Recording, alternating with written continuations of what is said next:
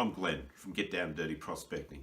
Today we're talking about virgin ground, and with the gold prices as they are so high, over 2,600 Australian an ounce, which is something over 1,600 US, we can actually get out of the hobby stage and make some serious money if you know where you're looking. And today I'm hopefully going to put you on to the virgin gold.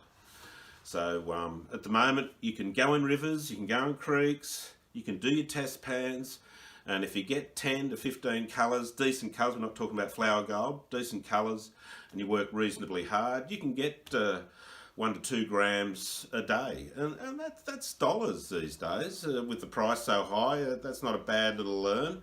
But right now I'm looking at probably more guys going upscale, so maybe becoming a bit more professional, so we can actually make a living out of this, all due to the governments and everything, but I think we should be able to do it.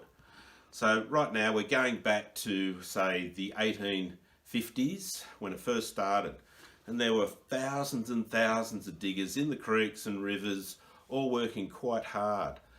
So what happened was, in this time, we'll talk about Sofala alone, there were 52 pubs just in the Sofala area.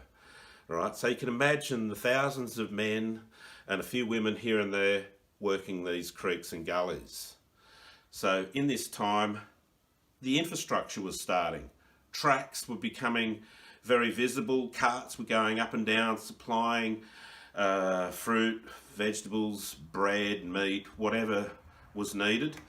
And I'll tell you a little story. This is how it all came about. A man who is he's the local historian at Sofala, told me about, a crossing got damaged in the flood in the 80s, and it got dismantled, so they made a much bigger, deeper one that ran across the river. So what happened was, in the construction stage, they had all the timber work there, and it's very deep. You can see this crossing, it's just so deep to the ground. And in this time, they were picking nuggets and everything out of the river.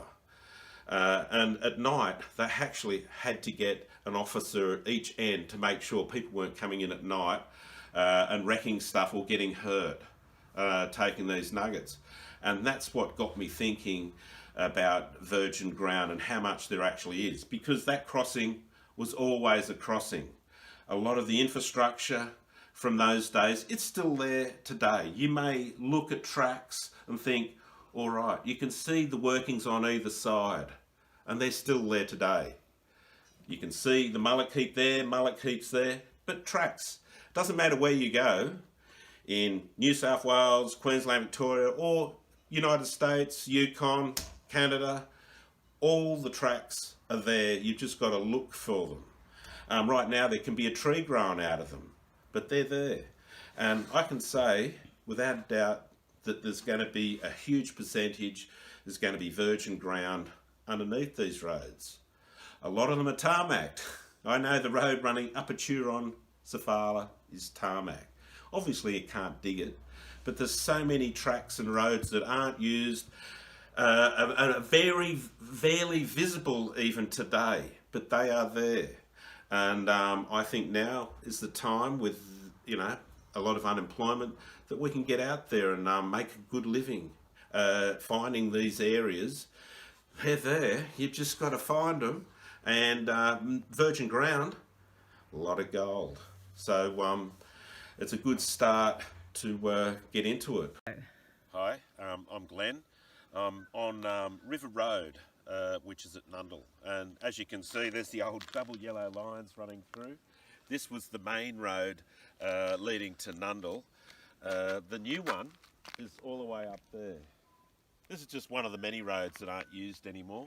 River Road, it's 80 metres up, a lot higher, and there's mullock heaps all the way along here. There's a lot of grass, but there are mullock heaps through, and there's the new bridge there, and that concrete pillar there shows the height of the 2000 flood that made this road not being used anymore. As I said, they weren't going to just keep putting heaps of money into this place. So new road, new highway, and this is River Road at Nundle, and it's another road that's not being used anymore.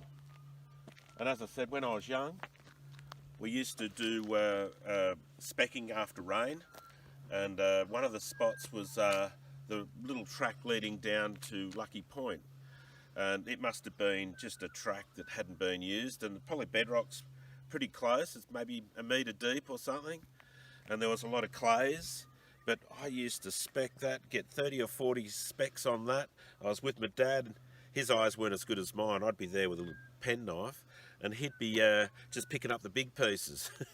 And that's just after rain. And there were another track leading down, trying to think of the name, Ration Hill, leading down there. And we used to pick some big pieces out of that track, and I'd say they're original, just used to supply. And virgin ground underneath again. Now all these, virgin ground. There's a hell of a lot of virgin ground, we just don't realise it. Whether we can be legal about it, I think we can get leases, maybe the government can help us, who knows. But anyway, it's all of interest, it's all there for people to find. Burning daylight at the moment, I want to get back out there and do a few pans before I head home.